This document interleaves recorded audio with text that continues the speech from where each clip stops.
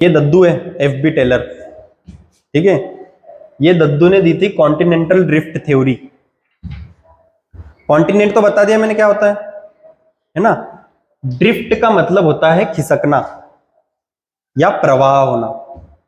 Theory यानी सिद्धांत। इनका नाम था FB टेलर, है ना। हिंदी में अपन क्या लिखेंगे, महाद्वीपीय विस्थापन सिद्धांत। लिख लो, आपको याद रखना हो तो क्या कहेंगे, महाद्वीपीय विस्थापन सिद्धांत, कॉन्टिनेंटल ड्रिफ्ट थ्योरी, ठीक है। कब आई थी, 1908 में। ये थ्योरी कब आई थी, 1908 में। और पब्लिश कब हुई, 1910 में। डेट्स याद रखना इसके जरूरी है, क्योंकि यहां से आता है। ये बहुत नॉर्मल टॉपिक है ना, शुरुआती। अब देखो, इन्होंने भी रिसर्च की, तो इन्होंने भी हाइपोथेसिस बनाएंगे। पहले कुछ ऑब्जर्वेशंस करेंगे, है ना। तो कुछ ऑब्जर्वेशंस की उन्होंने। अच्छा, ये रिसर्च कर क्यों रहते हैं, सबसे पहले तो कोई सी भी रिसर्च की जाती है तो कोई ना कोई प्रॉब्लम होती है जिसका सॉल्यूशन देना होता है, या कोई क्वेश्चंस होते हैं जिनके आंसर ढूंढने होते हैं। तो ये ऐसे ही घूमते थे FB टेलर साहब इनके देश में, है ना। हाँ, इनके देश में घूमते थे, तो इन्होंने कुछ पहाड़ों को देखा। पहाड़ों का नाम क्या था, रॉकीज, एंडीज, आल्प्स, कॉकेशस और हिमालय, ठीक है। इन्होंने इन पहाड़ों को देखा। कौन कौन से पहाड़, ध्यान रखना, रॉकीज, वैसे तो याद ही हो जाएगा तुमको क्योंकि बहुत बार ये पहाड़ आएंगे। रॉकीज, एंडीज, आल्प्स, काकेशस और हिमालय, ठीक है। तो देखो, यहां पे समझाता हूं मैं। मान लो ये क्या है आपका, नॉर्थ अमेरिका है। ये है आपका क्या, साउथ अमेरिका, ठीक है। इधर आपका क्या है, यूरोप। और इसी से लगा हुआ क्या है आपका ये, एशिया। यहां पर आपका क्या है, अफ्रीका। यहां पर क्या है, ऑस्ट्रेलिया। रफली बता रहा हूं मैं। तो उन्होंने देखा कि यहां पर आपका कौन सा पर्वत है, रॉकीज, ऐसे लंबा लंबा है, ठीक है। यहां पर आपका कौन सा पहाड़ है, इंडीज। नाम याद रखना, बार बार जितनी बार रिकॉल करोगे ना, जैसे मैं पूछ रहा हूं कौन सा है तो बोलो रॉकीज, एंडीज। कम से कम 8-10 बार अभी यहां से मुंह में से नाम निकल जाएगा तो ऐसे याद हो जाएगा, ठीक है। कौन सा पहाड़ देखा, रॉकीज, है ना, एंडीज। मैंने अभी आपको बताया कि दिशा कैसी रहती, ऊपर कौन सी है, नॉर्थ, नीचे साउथ, इधर ईस्ट और इधर वेस्ट। तो ध्यान से देखो, ये पहाड़ कैसे है, नॉर्थ से साउथ है। इनका अरेंजमेंट कैसा है, नॉर्थ साउथ अरेंजमेंट है। कैसा अरेंजमेंट है इनका, नॉर्थ साउथ अरेंजमेंट है। वैसे ही यहां पर है आपका हिमालय। कौन सा पहाड़ है यहाँ पे, हिमालय, ये इंडिया है। और उसके उत्तर में कौन सा पहाड़ है, हिमालय। हिमालय। और यहां पर आपका कौन सा, आल्प्स, यूरोप में। यूरोप में कौन सा है, आल्प्स, ठीक है। अभी इन चार को लेके चलते हैं अपन। कौन कौन सा है, Rockies, Andes, Alps and Himalayas. अब देखो इनका अरेंजमेंट कैसा है, आल्प्स का और हिमालय का अरेंजमेंट कैसा है, इनका दिशा कैसी है, ईस्ट टू वेस्ट, ठीक है। अब अपन ने तो ये सुन लिया और भूल गए। जो हमारे दद्दू थे FB टेलर साहब, इनको ये बात खटक गई कि नॉर्थ से साउथ ही क्यों है और ईस्ट से वेस्ट ही क्यों है, क्या रीजन है। तो ये मेन क्वेश्चन उनका क्या था, मेन आंसर ये ढूंढना चाह रहे थे कि नॉर्थ से साउथ क्यों है और ईस्ट से वेस्ट क्यों है। समझ में आ गया, ठीक है। Some tertiary folded mountains extend from north to south like Rockies and Andes and some from west to east like Caucasus and Himalaya। तो ये उनको ढूंढना था ऑब्जर्वेशन कि ऐसा क्यों है। अच्छा, एक चीज और याद रखना, ये फर्स्ट साइंटिस्ट थे जिन्होंने ड्रिफ्ट थ्योरी दी थी। ड्रिफ्ट यानी विस्थापन, है ना। ये फर्स्ट देख रहे हैं अपन, FB टेलर साहब कॉन्टिनेंटल ड्रिफ्ट थ्योरी देने वाले पहले वैज्ञानिक, ठीक है। ये क्वेश्चन भी बनता है। अब देखो इनकी कुछ हाइपोथेसिस भी थी, ठीक है। इन्होंने बताया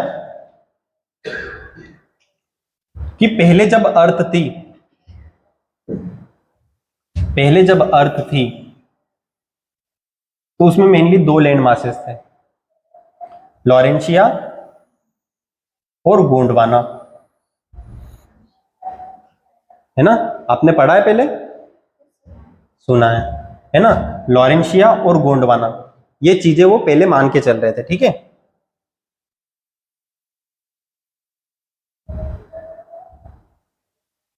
ठीक, लॉरेंशिया एंड गोंडवाना। और देखो एक चीज उन्होंने और मानी कि जो कॉन्टिनेंट्स है ना, वो सियाल से बने हुए हैं। सियाल यानी, अच्छा ये एक बेसिक चीज है, ये भी मैं बता देता हूं आपको। यहीं पे अपन ने देखा है कॉन्टिनेंटल प्लेट देखी है ना, इसके पहले देखी थी अपन ने, और एक कौन सी देखी थी, ओशियनिक प्लेट।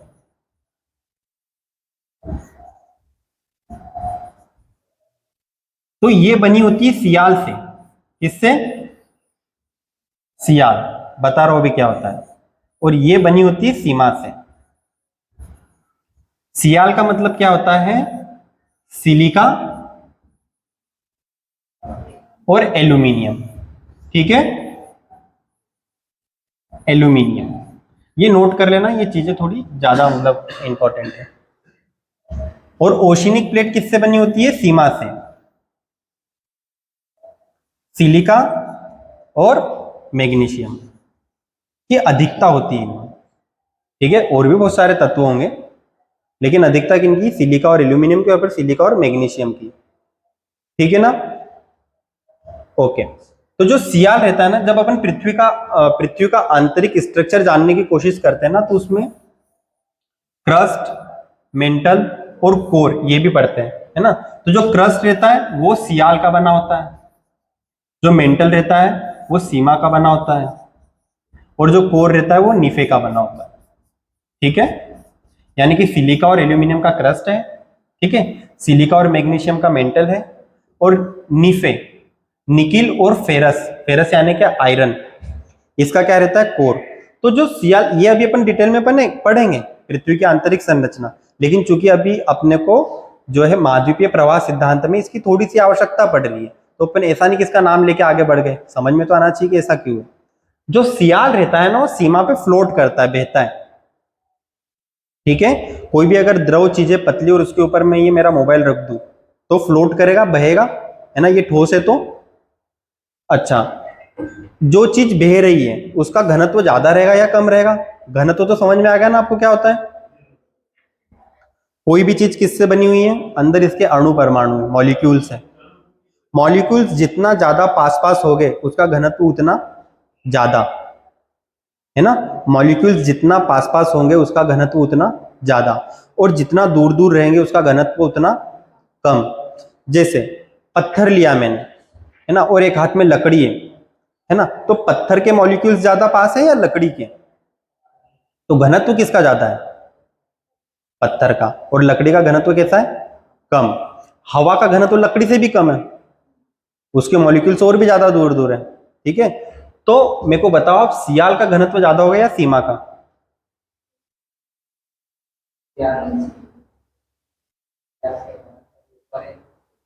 नो, यही तो बात है, यही तो ट्विस्ट है मेरे दोस्त। जिसका घनत्व कम रहता है वो चीज तैरती है। ठीक है, बेस्ट एग्जांपल, अपन नदी में लकड़ी का गट्टा फेंकेंगे, ठीक है, तो लकड़ी तैरेगी, क्यों, क्योंकि उसका घनत्व कम है, पानी का घनत्व ज्यादा है। नाव भी क्यों तैरती है, क्योंकि नाव को इस तरीके से बनाया जाता है कि उसका ओवरऑल घनत्व कम रहे पानी के घनत्व से। वही हम अगर पत्थर फेंकेंगे पानी में तो वो डूब जाएगा, क्यों, क्योंकि पत्थर का घनत्व ज्यादा है। तो वही सियाल का घनत्व कम होता है, सीमा का ज्यादा होता है, इसलिए सियाल सीमा पे तैरता है। ठीक है, अब अपन अपनी मेन थ्योरी पे आ जाते हैं।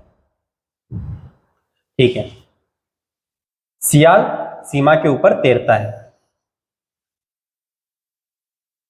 अच्छा, एक और इसमें याद रख लेना, ये वाले कॉन्सेप्ट में बहुत सारे साइंटिस्टों ने इनका विरोध किया था। इनका ये मानना था कि अर्थ बहुत स्पीड से घूम रही थी, ठीक है, और बहुत स्पीड से घूमने के कारण अर्थ का एक टुकड़ा उससे निकल के बाहर चला गया।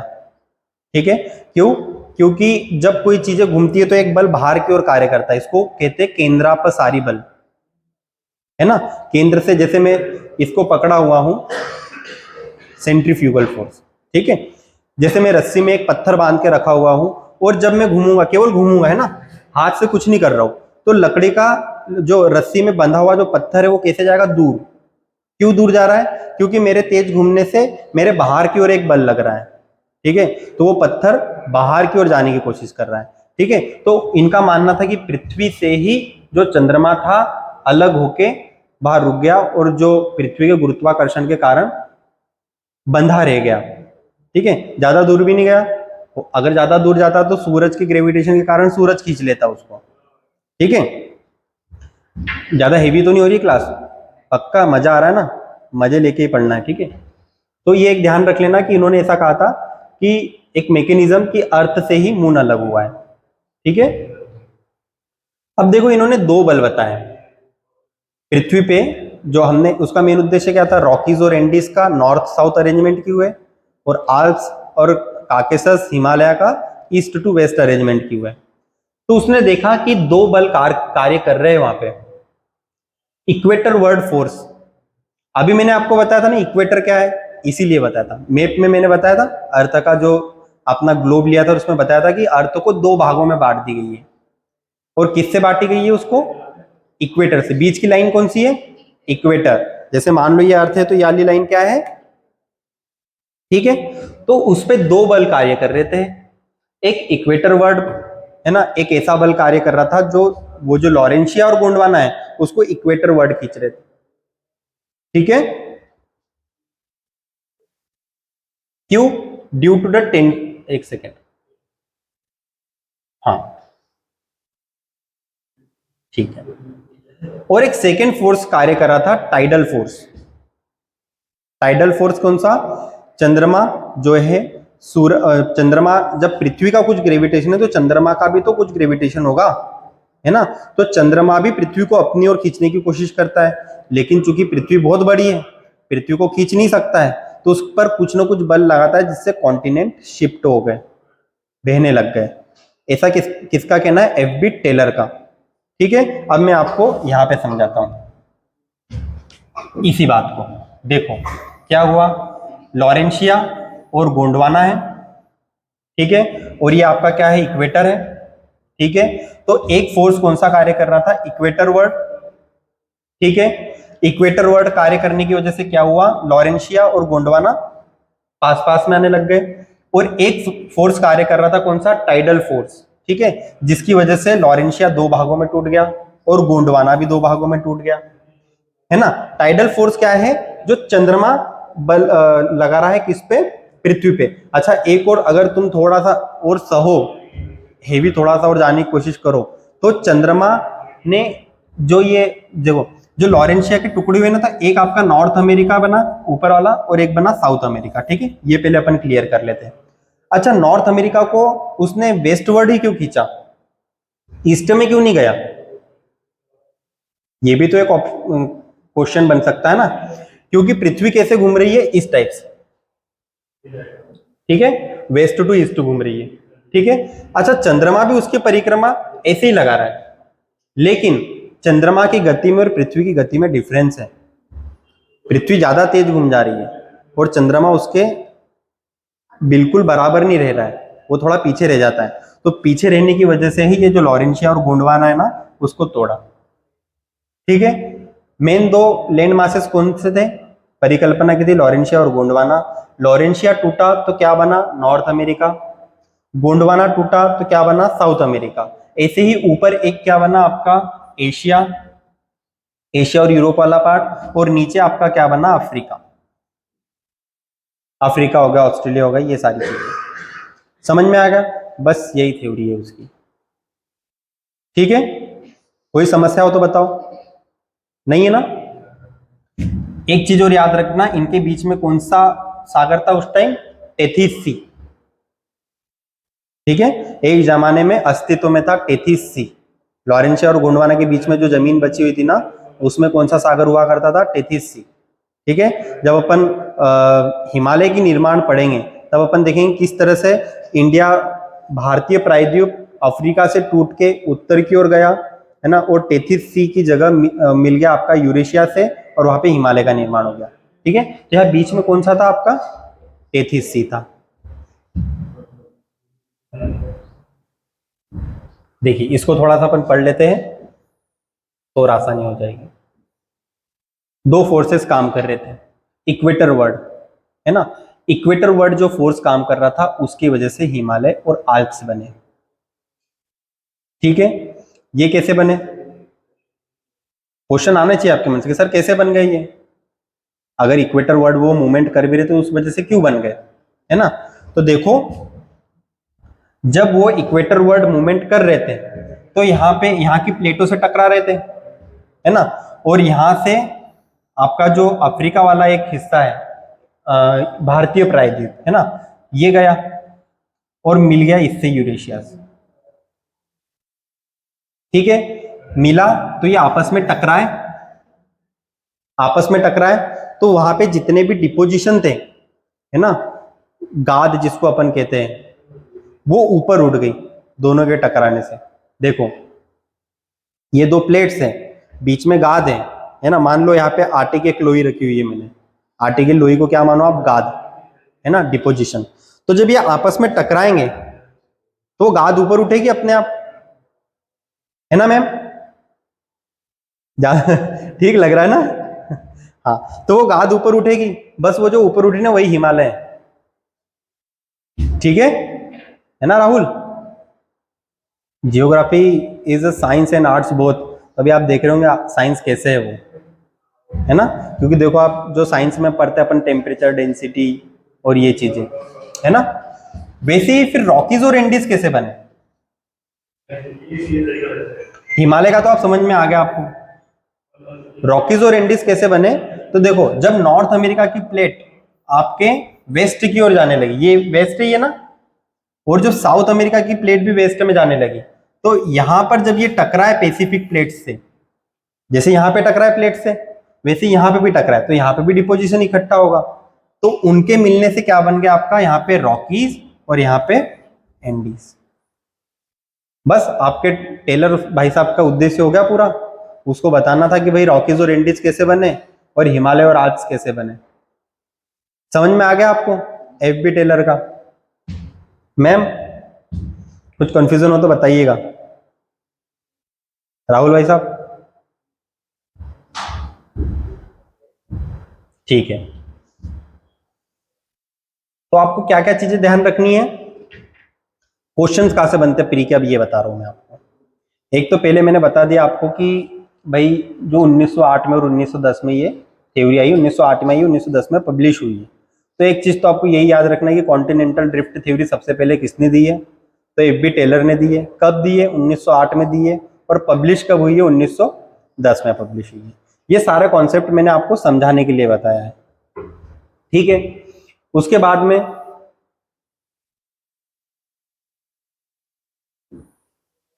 हाँ, उसका उद्देश्य क्या था, ये भी पूछेगा क्वेश्चन कि एफ बी टेलर का कॉन्टिनेंटल ड्रिफ्ट थ्योरी दी तो उसका उद्देश्य क्या था। तो वो बताना चाह रहा था कि रॉकीज और इंडीज का नॉर्थ साउथ अरेंजमेंट क्यों है, और आल्प्स और हिमालय का साउथ ईस्ट टू वेस्ट क्यों है अरेंजमेंट। ठीक है, ये बताना चाह रहा था वो, कोई दिक्कत, यहां से क्वेश्चन बनते हैं। दूसरा, उसने दो भूभागों की कल्पना की थी, लैंड मासेस की हाइपोथेसिस थी उसकी, तो वो कौन कौन से थे, लॉरेंशिया और गोंडवाना। ये मैंने हाईलाइट अलग ही किए, जो इंपॉर्टेंट फैक्ट है ना वो, लॉरेंशिया और गोंडवाना। ठीक है, अच्छा ये और याद रखना कि ये जो मैकेनिज्म बताया था आपके एफ बी टेलर साहब ने कि मून अलग हुआ पृथ्वी से, तो कौन से काल की बात है, तो क्रिटेशियस पीरियड की बात है। ठीक है, अभी बता रहा हूँ ये पीरियड्स कौन से, मेरे को लग रहा है कि अभी हेवी हो गया है, तो अपन बाकी का फिर कल देखेंगे, यहाँ तक चल जाते, और आप बोलो तो मैं आगे भी बढ़ते चलूँ, बता दूं राहुल भाई। ठीक है, तो देखो और फोर्सेस भी पूछेगा वो कि फोर्सेस कौन कौन से थे, तो दो फोर्सेस थे मेन, इक्वेटर वर्ड फोर्स, ठीक है, और tidal force. Equator word force की वजह से क्या बना है, हिमालय और आल्प्स और काकेसस। ये अभी मैं इन पर्वतों को मैप पे भी बताऊंगा, अपने पास मैप भी है। ठीक है, कौन कौन से बने, हिमालय, आल्प्स और काकेशस। ठीक है, टाइडल फोर्स की वजह से क्या बना है, रॉकीज और एंडीज। जब लॉरेंशिया और गोंडवाना का इक्वेटर वर्ड मूवमेंट हो रहा था, है ना, जब इतना बड़ा मास, लैंड मास का मूवमेंट होगा, तो ऐसा नहीं है कि दो पर्वत ही बनेंगे, ये 3 पर्वत ही बनेंगे। और भी कुछ कुछ जगह खाइयां बनी है ना, कहीं पे ट्रेंचेस हुए हैं, तो उनके नाम यहाँ पर लिखे हुए हैं। बेफिन, लेब्राडोर सी, डेविस स्ट्रेट, नॉर्थ हेमिस्फीयर, रोज सी, ये बने हैं किससे? आपके इक्वेटर वर्ड मूवमेंट की वजह से। ठीक है, इनका क्रिटिसिज्म भी होता है। जैसे अभी अपन ने गैसियस नेबुलर परिकल्पना का क्रिटिसिज्म देखा था। अच्छा, एक रोचक बात यह है, इवेल्युएशन अपने को करना रहता है जब अपन उस स्तर तक पहुंच जाते हैं स्टडी के, है ना, तो अपन ये भी बता सकते हैं कि इनका क्रिटिसिज्म सही किया है या गलत किया है इन्होंने, है ना, क्योंकि क्रिटिसिज्म भी बहुत पुराना किया हुआ है, उसके बाद में साइंस बहुत आगे बढ़ गया है। ठीक है, एक बात का क्रिटिसिज्म हुआ कि टेलर ने drifted continent from several 1000 kilometre, यानी कि कॉन्टिनेंट्स को उसने बता दिया कि हजारों किलोमीटर दूर चले गए। अपन ने देखा कि लॉरेंशिया से टूट के जो नॉर्थ अमेरिका कितनी दूर चला गया, हजारों किलोमीटर चला गया। तो उनका क्रिटिसिज्म इस बात पे किया गया कि मून का जो फोर्स था इतना ताकतवर था क्या कि इसको हजारों किलोमीटर तक ले गया कॉन्टिनेंट को। तो ये क्रिटिसिज्म किया जाता है। साइंटिस्ट मानते हैं कि मून में इतनी पावर नहीं होगी कि उसको इतना हजारों किलोमीटर तक ले जाए। ठीक है, दूसरा कि अगर इतनी स्पीड मून में थी, उसके टाइडल फोर्स इतना ज्यादा था, तो पृथ्वी की जो घूमने की गति उसको भी रोक सकता था वो, तो है ना, जब इतनी ज्यादा ताकत थी। तो अब जैसे जैसे मॉडर्न साइंस ने डेवलपमेंट किया है तो पता चला है कि वास्तव में पहले अर्थ की जो स्पीड थी वो ज्यादा थी, यानी कि मून ने उसकी स्पीड को भी कम किया है, यानी कि इनका सिद्धांत सही हो सकता है ना। ठीक है, दूसरी बात है कि the theory does not explain the concept of geosyncline end plate tectonics. Plate tectonics हम अभी एक पढ़ेंगे, जैसे जो प्लेटें रहती है, डाइवर्जेंट कन्वर्जेंट प्लेटें रहती है ना, तो उन्होंने ये चीजें एक्सप्लेन नहीं की अपनी थ्योरी में। लेकिन इसका भी एक रीजन है कि उनका तो उद्देश्य था ही नहीं उसको एक्सप्लेन करना, तो एक्सप्लेन करे क्यों? उनका उद्देश्य क्या था? रॉकीज और इंडीज का नॉर्थ साउथ अरेंजमेंट उनको देखना था और आल्प्स और काकेशस का था। तो अगर उन्होंने नहीं भी एक्सप्लेन किया तो उसमें उनकी गलती है नहीं, है ना। तो ये क्रिटिसिज्म है। जैसे मेंस की अगर बात करें तो उसमें आपको क्वेश्चन आ सकता है कि एफ बी टेलर के सिद्धांत का आलोचनात्मक वर्णन कीजिए, है ना। या फिर क्वेश्चन मान लो अगर ऐसा बना कि एफ बी टेलर के सिद्धांत की जो आलोचना की गई है क्या वो आपके विचार में सत्य है, अगर सत्य है तो क्यों। ठीक है, तो जब अगर अपन डिटेल में स्टडी करेंगे तो बता सकते हैं कि सर क्यों सत्य है या क्यों असत्य है। ठीक है, ये देखिए ये डायग्राम है, लॉरेंशिया, गोंडवाना, क्या हो गया? ठीक है, ये उन्होंने बताया था लॉरेंशिया और गोंडवाना। ठीक है, बीच में कौन सा है आपका? टेथिस सी, याद रखना टेथिस सी, है ना, क्वेश्चन बने इस पे से एमपीपीएससी में, है ना। और ये कौन सा है? एंशियंट कॉन्टिनेंट, यानी कि पुराने। एंशियंट का मतलब क्या होता है? पुराना। ठीक है, और ये माउंटेन कॉम्प्लेक्स है। देखो यहां पर कौन से माउंटेन बनेंगे आपके? हिमालय, आल्प्स। ठीक है, ये अच्छा, ये चीज क्या है? इसको ऐसे नीचे भी एक जगह मैंने स्लाइड दी है। ये कुछ नहीं है, पृथ्वी के जन्म से लेके अब तक का टाइम है। जैसे अपने घर में कैलेंडर रहता है, तो साइंटिस्ट लोगों ने मतलब अब इतनी चीजें पढ़नी है तो उसको किसी ना किसी टाइम ड्यूरेशन में डालना पड़ेगा, नहीं तो इकट्ठा पढ़ते जाएंगे सब खिचड़ी नहीं हो जाएगा। ठीक है, तो मिलियंस ऑफ ईयर एगो और अभी जो टाइम चल रहा है उसको अलग अलग कैलेंडर में बांट दिया। कैसे? कुछ को लिखा है उन्होंने पीरियड्स, किसी को एपॉच, और किसी को ये क्या है अपना एरा। ठीक है, जैसे अपन ने पढ़ा था, अभी पढ़ा था ना अपन ने कि जो एफ बी टेलर साहब है उन्होंने बताया पृथ्वी से चंद्रमा जो है क्रेटाशियस पीरियड में अलग हुआ था। देखो क्रेटाशियस पीरियड, है ना।